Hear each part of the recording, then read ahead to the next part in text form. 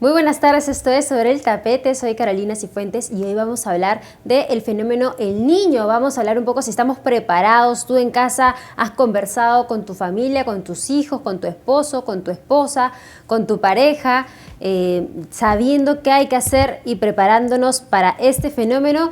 Llámanos al 212-4024, escribe tus comentarios y opiniones a nuestras cuentas de Facebook y Twitter porque nos acompaña el doctor Juan Luis Arce. Él es médico especialista en emergencias y desastres y nos va a dar todos los puntos de vista sobre este tema que es muy importante, sobre todo a prepararnos a la prevención que es tan importante y tan escasa en nuestro pueblo. Así que por favor llámanos, haz todas las consultas que desees, algunas dudas que tengas, si ya te estás preparando para esto o no.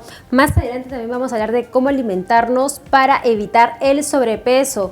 Ya nos hemos enterado de cifras no solo de adultos, sino de niños, obesidad infantil. Entonces, para evitar esto, vamos a darte tips, recomendaciones con una nutricionista sobre la alimentación adecuada y saludable. Estás invitado a marcarnos el 212-4024. Le damos la bienvenida al doctor Juan Luis Arce. ¿Cómo está, doctor? Gracias, Carolina. Nuevamente, muy buenas tardes. Trayéndote el saludo de la emergencia de la Clínica San Felipe.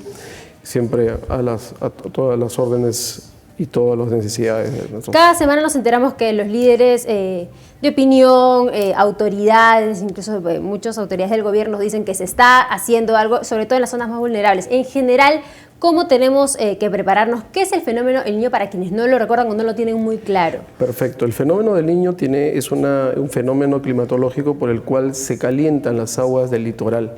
Ese calentamiento de las aguas del litoral genera dos tipos de efectos. Uno directo sobre la costa, habitualmente seca o árida, que es el término, generando en la costa un comportamiento de un clima lluvioso, con bastante calor, un clima tropical. Y en las alturas, en las punas, en el altiplano, genera un fenómeno contrario, un fenómeno de sequía. Entonces, estas lluvias, este fenómeno de calentamiento en la costa va a tener sus efectos sobre la población.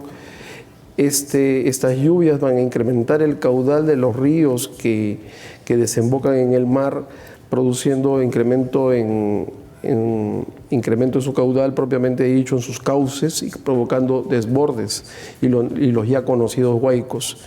Estos fenómenos de huaicos y de inundaciones pueden alterar la provisión de alimentos desde la sierra, las vías de comunicación, la provisión de alimentos desde la sierra hacia la costa, y en la costa malograr los cultivos, produciendo escasez. Así es. Entonces, ¿cuál sería la primera acción a tomar en cuenta para las zonas más vulnerables sobre este fenómeno y en general de ahí ya en degradé, ¿no?, para toda la población? En general tenemos que prepararnos desde el punto de vista de conservar un abastecimiento en los hogares de alimentos no perecibles, alimentos en lata, o sea, en conservas en lata. Si tenemos la facilidad de poder guardar los granos, el arroz, el azúcar, galletas que estén en recipientes y en empaques protegidos, y localizarlo en lugares lejos de roedores, porque los roedores pueden malograr todos esos alimentos almacenados. ¿Este fenómeno cuándo va a llegar? ¿Ya está? Habitualmente el fenómeno del Niño coincide, por su nombre lo indica, cercano a la Navidad, a diciembre, pero el comportamiento puede adelantarse, y eso no debemos esperar la última hora para prever todo ello. Por ello estamos hablando hoy de este tema y tratando de que la gente sea parte de la prevención. Tenemos una primera llamada, vamos a responderla. Muy bien, estamos Hola, atentos. Buenas tardes.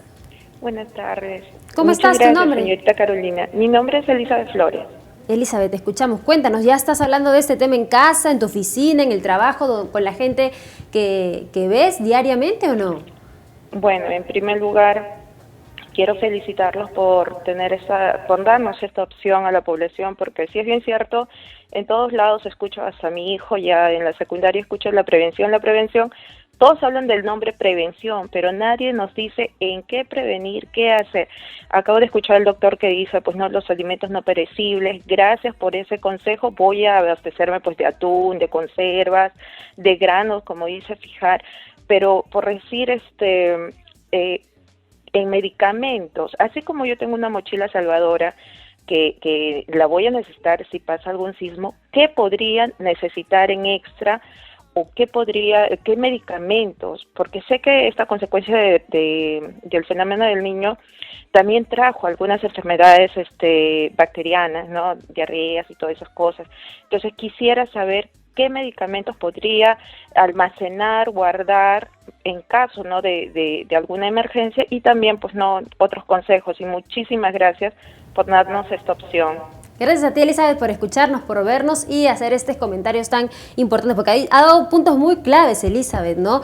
Ya se nos ha adelantado un poco el tema, pero estábamos en el tema de la prevención y parte de ello está ella mencionando el tema de los medicamentos. ¿Qué recomendaría ahí?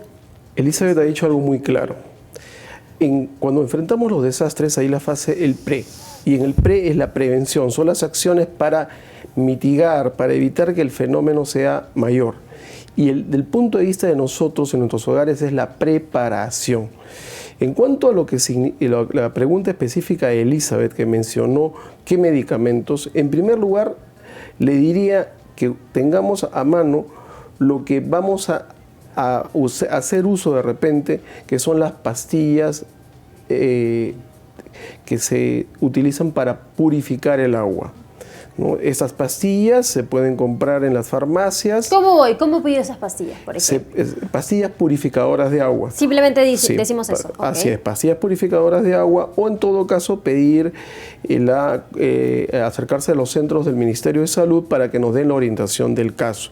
Porque dependiendo del tipo de pastilla es para determinado volumen de líquido, de agua. Hay que también saber utilizarla, pues, ¿no? Exactamente, y hacer esta reserva de líquido, de agua potable o potabilizada de esta manera, lógicamente de nada vale potabilizar el agua si no hemos tenido cuidado en la higiene del recipiente.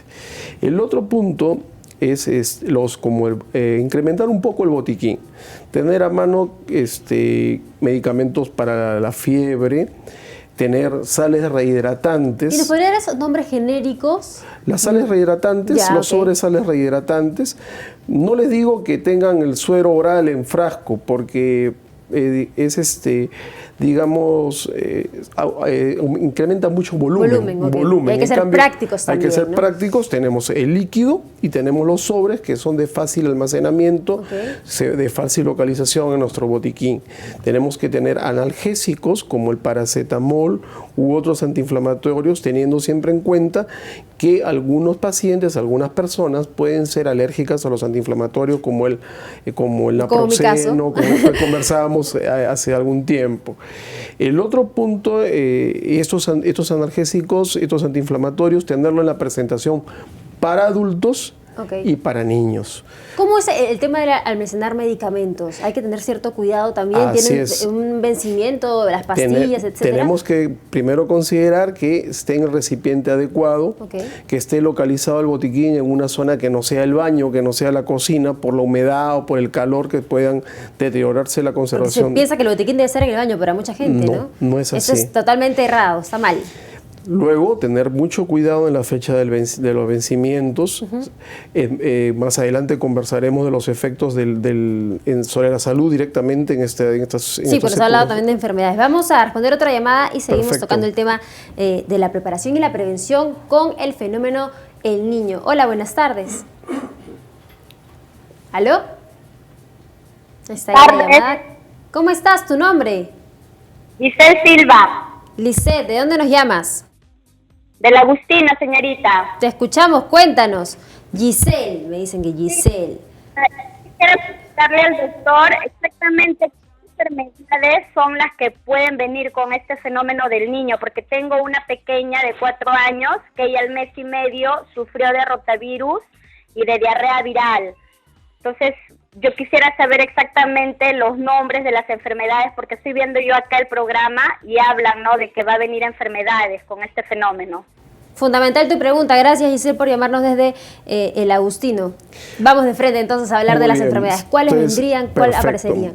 En primer lugar, producto del fenómeno que puede alterarse las redes de agua potable, de las lluvias y de la preparación de alimentos, la degeneración de los alimentos en este clima cuasi tropical o tropical, porque dicen que las temperaturas, por ejemplo, en Lima van a superar los 34 grados centígrados, los alimentos se van a malograr. Entonces van a generar probablemente cuadros diarreicos. Para estos cuadros diarreicos, lo mejor que tenemos que tener en cuenta, como vuelvo a insistir, las sales de rehidratación oral, tener líquido o recipientes adecuados para prepararlas, saber cómo prepararlas. Recordemos que las poblaciones más susceptibles van a ser los niños y los ancianos, que la deshidratación ocasionada por estas enfermedades diarreicas va a ser agravada por la deshidratación producida por el intenso calor que vamos a tener. Entonces, la primera instancia es brindarles la hidratación adecuada. Segundo lugar, decirle a la señora que hay un antibiótico o algún antiviral específico, esto tiene que ser bajo supervisión médica. Lo más importante acá es reconocer el problema del cuadro clínico, inicialmente los signos de alarma. Es una diarrea que es intensa, de gran volumen, ¿no?, que pierde bastante líquido, también de mayor frecuencia y requiere reposición de líquido.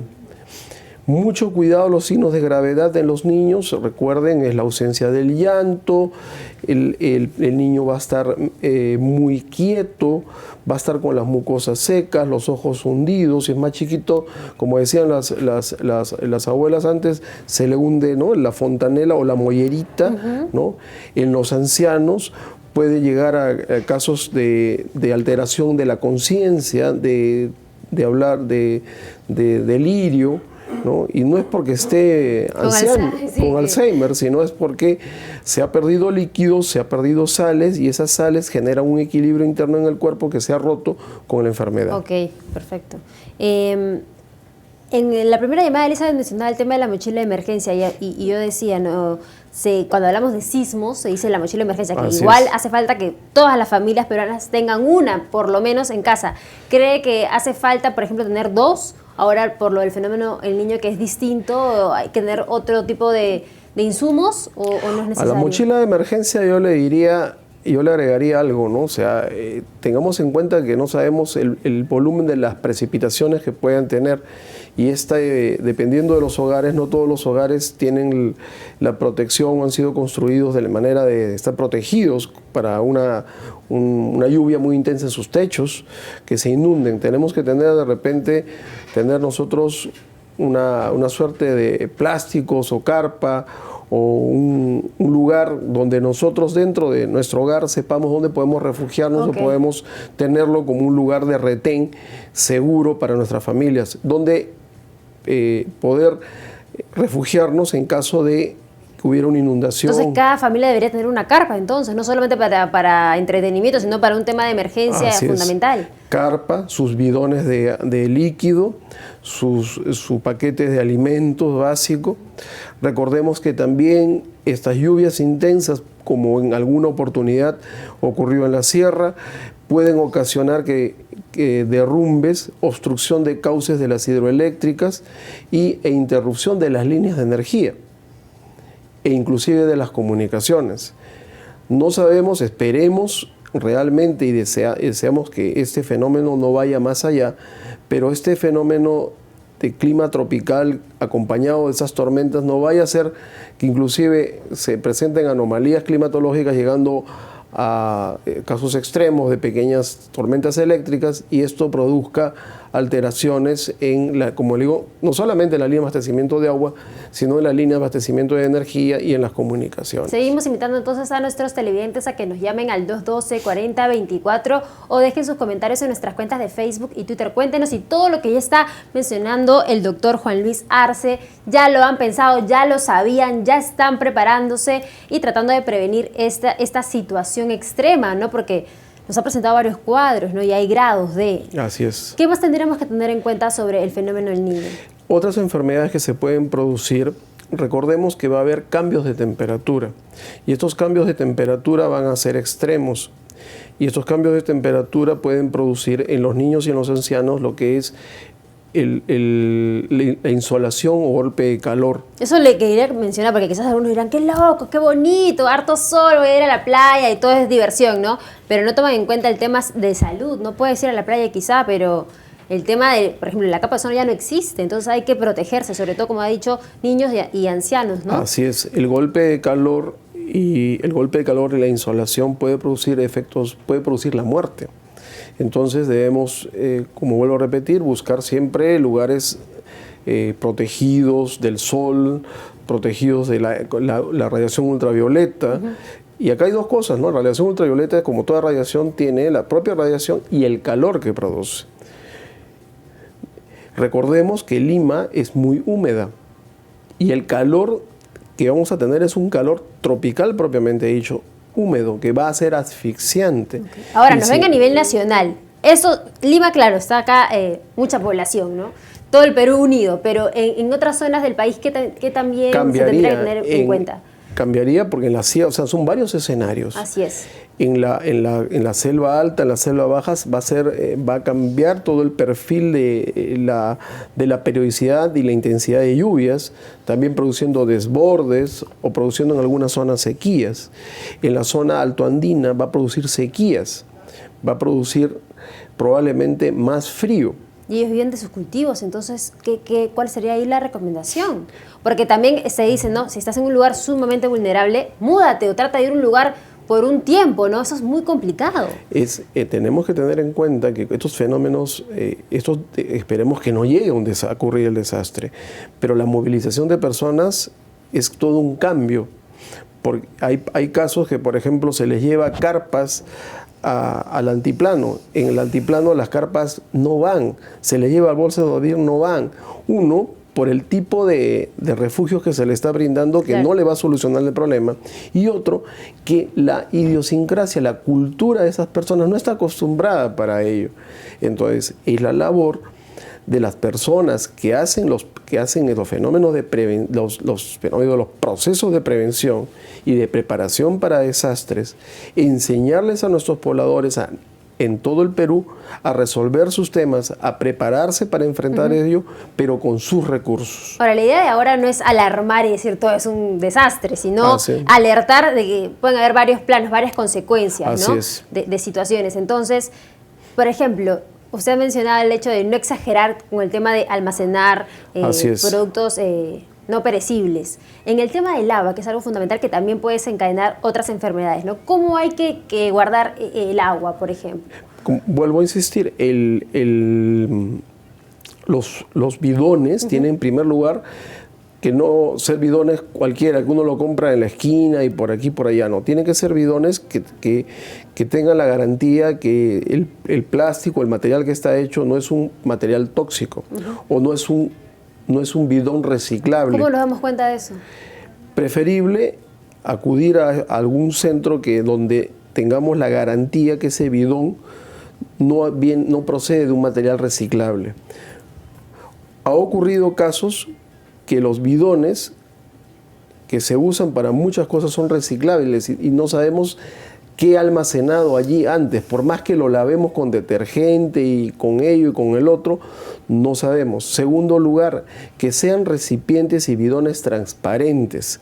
¿Por qué? Porque en las curvaturas, en la rugosidad detectar que en la rugosidad de esos bidones no se vean como manchados, como hongos, o a veces se encuentran hasta insectos. Por eso tenemos que ser muy estrictos en qué vamos a comprar, cómo lo vamos a almacenar y cómo vamos a controlar la calidad de almacenaje de ese bidón. Tenemos ahora la llamada de Yesenia. Hola, ¿cómo estás, Yesenia? Buenas tardes, Carolina. Buenas tardes, cuéntanos. Quería hacerle una consulta a la especialista. Mira, no sé, bueno, la verdad es que recién he prendido la tele y he visto este tema interesante, pero en diciembre pensábamos viajar, bueno, vivimos acá en Lima, pensábamos viajar a Chiclayo, ¿no? Para pasar Navidad allá, ¿no? Y quisiera saber desde qué fecha, bueno, es el riesgo y si es que Chiclayo está dentro de los lugares en riesgo también, ¿no? Muchas gracias. Ok, gracias, Yesenia. Lo hemos mencionado hace un momento, ¿no? Que en diciembre justamente el niño es por eso, Pero ¿qué le recomendaría, doctora, a Yesenia? ¿Que viaje o no viaje? ¿O cómo dejarla en la casa? ¿O cómo prepararse también para este viaje si lo va a decidir hacer? Muy bien. El norte grande, desde Chiclayo hasta Tumbes, es muy susceptible que tenga mayor cantidad de calor que la zona central y sur del litoral. Segundo lugar, es una zona que puede hallarse expuesta a enfermedades por vectores. Quiere decir los mosquitos. Okay. Estamos hablando del dengue, la malaria y esperemos que no, pero la chikungunya también. Entonces, si vamos allá, usar repelente. Pensé que iba a decir que mejor no viaje. No. Como vuelvo a insistir, el tema es prepararnos. Así es. Y prevenir. Entonces, en la fase pre, la fase de estar listo. Entonces, yo le diría que puede viajar con repelente, que los niños viajen vacunados para la fiebre amarilla, por si acaso, ¿no? ¿Solo esa vacuna? La fiebre amarilla nada más y los cuidados que usar repelente, donde van a estar, en el lugar que los va a coger, que tengan cuidado con los reservorios cercanos de agua que puedan almacenar los mosquitos, los huevecillos de los mosquitos, y también el uso de los espirales para repeler los insectos, y el aislamiento de las habitaciones, sobre todo a partir de las 6 de la tarde, para evitar el ingreso de estos vectores. Vuelvo al tema del agua, ¿no? Que es algo fundamental. Pongamos que gente dice, voy a hervir mi agua para que esté, ¿no? Y luego la almaceno. ¿Eso está bien o necesariamente tiene que ser las pastillas que usted nos está recomendando? Puede hervir, si el agua que viene en la red es agua potable, entonces hervirla eliminaría cierto nivel de elementos, de agentes patógenos, de agentes que pueden producir enfermedad. Contaminar. Sí la puede, así es, almacenar. Sí la puede almacenar. Y esto puede durar 3 meses, 4 meses, si está bien tapado, por ejemplo, el bidón que usted nos está recomendando y no va a haber ningún problema. No, tiene que ser renovado por lo menos cada 72 horas o por lo menos máximo cada 5 días. Ya después de 5 días como que el agua ya no tendría... El punto es que por el calor mismo y también el plástico se puede tener almacenado, pero preferible cada 5 días renovarlo como máximo. El tema de las enfermedades, ¿qué más nos podría detallar, doctor? Para que la gente, sobre todo los padres de familia que se preocupan tanto por los niños, ¿no? 3 grupos de enfermedades, fundamentalmente las enfermedades digestivas, las enfermedades propias del cambio de temperatura, y las enfermedades por vectores, que acabamos de mencionarlo, las enfermedades por los insectos, bien, y el otro punto, digamos, o sea, tenemos esos 3 grupos de enfermedades. Las diarreicas, y las diarreicas hay que tener, la mejor prevención es comer sano y lavarnos las manos antes de comer. Con el tema de los vegetales, que son lo mejor, las verduras, no poder consumirlas, pero recuerdo que en un momento se hablaba, por ejemplo, si tú ibas a comer a la calle, al menú, al restaurante, el tema de la lechuga, por ejemplo, si no era bien manipulada, también te podría dar ciertas enfermedades. ¿Cómo manipular estos alimentos que son saludables, pero si uno los utiliza de una mala manera no va a ser así? El tema de la higiene de los alimentos es muy variable, dependiendo de la persona y del centro que los prepara. En casa hay muchas maniobras hay muchos procedimientos para poder desinfectar las verduras. Vienen en los centros comerciales, vienen ya preparados unas soluciones que se diluyen con determinada cantidad de agua para enjuagar y lavar las verduras. Okay. Eso ya viene como una solución estándar. El otro punto, yo no recomendaría, eso sí, que se consuma verduras fuera. Y el otro punto, también mucho cuidado con la mayonesa. La mayonesa en nuestro medio es muy rica, es un acompañamiento muy interesante de todas nuestras comidas, pero la mayonesa que no viene envasada, esa mayonesa es muy susceptible a degenerarse. Y la mayonesa, al contener huevo, hemos encontrado muchas veces que es un vehículo para la propagación del latente temida tifoidea. Así es. Es mejor no utilizarla, no consumirla. Para terminar, doctor, el tema de la piel. Usted me ha dicho en el caso de nuestra última televidente que piensa ir para diciembre a Chiclayo, el tema del repelente. Pero ¿qué otros productos o qué otras cosas tendremos que tener en cuenta para el cuidado de la piel, por ejemplo? Perfecto. En primer lugar, no exponernos exageradamente a la radiación solar. Usar gorros, usar bloqueador, ¿no? Un bloqueador de un grado apropiado para la determinado tipo de piel. ¿Cuál sería el factor que usted recomendaría? Factor 50, un factor 50, ¿no? Y no solamente acá en Lima, sino sobre todo en el altiplano, donde la radiación UV puede superar los 12 grados. Más alta. Así es. El otro punto también es estos temas de la falta de agua, la contaminación propiamente dicha, hace que las enfermedades infecciosas de la piel se proliferen, como las infecciones del impétigo en los niños. O sea, el mosquito les pica, se rascan, hace heridita y se forma la costra, y esa costra y esas heriditas comienzan a proliferar por todo el cuerpo. En los niñitos hay que tenerle como manera de prevención, las uñas cortaditas. Cuando tengamos las lesiones, lavarlas con agua de manzanilla tibia, con algo, no una crema propiamente dicha, sino asearle con agüita al tiempo, agüita fría, para que se alivie el prurito. Y un antihistamínico de acuerdo a lo que considera su pediatra.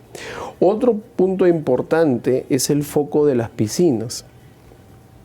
Entonces el calor va a ser mucho más intenso y también las enfermedades, ya no dermatológicas, las dermatológicas propiamente dichas, de todo el tipo de alergia, todo el tipo de eczemas, que, ojo, que a cualquier eczema no es alergia, cualquier lesión cutánea no es alergia, puede ser una infección. ¿Y qué hay? Por eso es necesario que ante cualquier problema cutáneo vayan a consulta al médico. El otro punto es los ojos, las conjuntivitis. Vuelvo a insistir, un buen lavado de manos.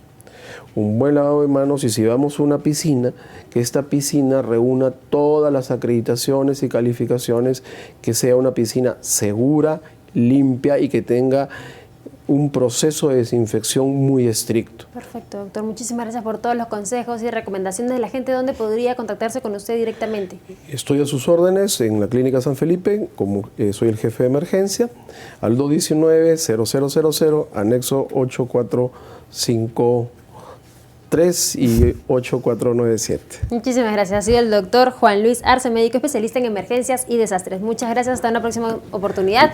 Hacemos una pausa y regresamos con el tema cómo alimentarnos de una manera saludable y evitar el sobrepeso.